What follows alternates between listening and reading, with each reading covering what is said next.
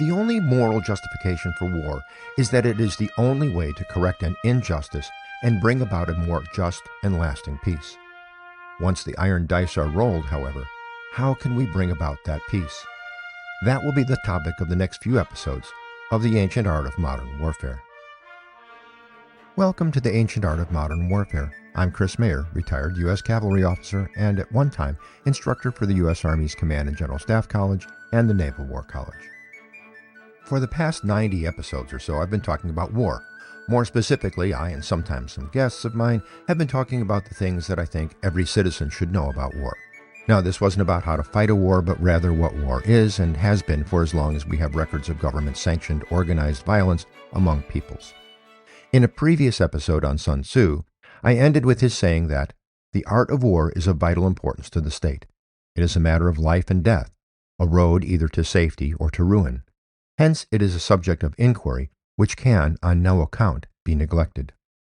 Although he wrote for generals and monarchs, today we live in a republic in which the people have a say in what our government does. Sun Tzu's admonition, therefore, applies equally to the citizens of our republic as well as government and military leaders.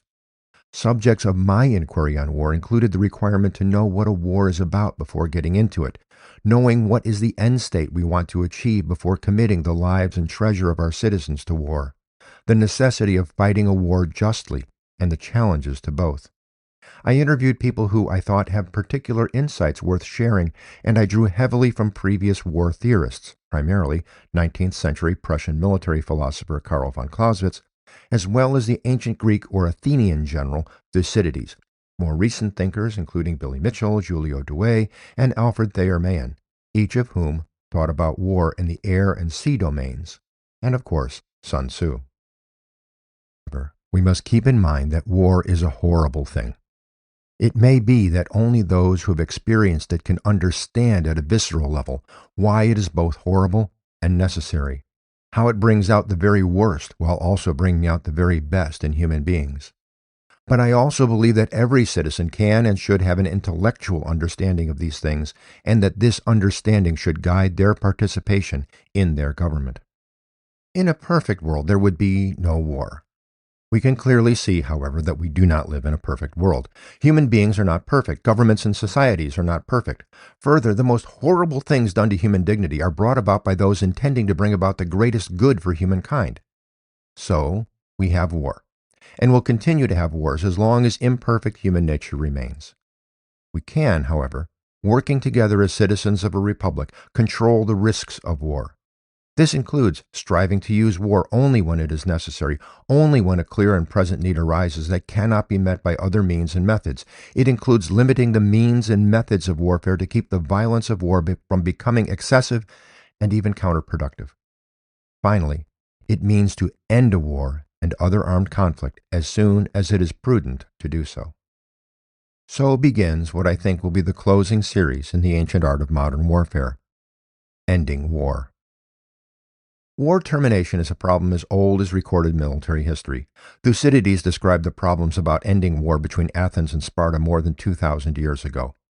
Writing in the late antiquity and the medieval periods, the just war writings of St. Augustine and St. Thomas Aquinas speak about the conditions for ending a war. After the conclusion of the Napoleonic Wars in the early 19th century, Karl von Clausewitz wrote about when wars should end, described some reasons why they do not, and cautioned about the dangers of ending a war inconclusively. If a lesson is not learned until it brings about a change in behavior, then these lessons seem to remain largely unlearned. History is filled with stories of peoples and governments that find themselves in a war with no clear idea of how to get out of it. These concluding episodes will address the problem of bringing about peace from war in increments of about 8 minutes each.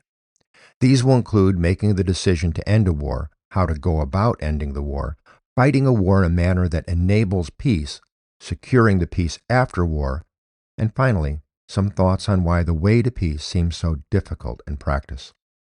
I don't believe that there will be anything completely new in these episodes. From near the beginning, I tried to be consistent in saying that the only possible moral justification for war is to bring about a more just and lasting peace, and that the way we fight a war has direct consequences on achieving that peace. Therefore, I'll go back to those historical thinkers and philosophers to show how the seeds of peace must be planted as the plow cuts the first furrows of war. Further, I'll stress that every action in war must be done while keeping the end in mind, victory that leads to peace. One of these ancient philosophers, Aristotle, who among other things was the tutor to Alexander the Great, defined virtue as doing the right thing the right way at the right time for the right reason. Seeking peace is always the right thing. The challenge is pursuing peace the right way at the right time for the right reason. I hope in these episodes I can help you understand why peace can be so difficult but not impossible. I hope that this knowledge can help you to understand the current conflicts and to interact with your political representatives and fellow citizens seeking peace in current and emerging armed conflicts.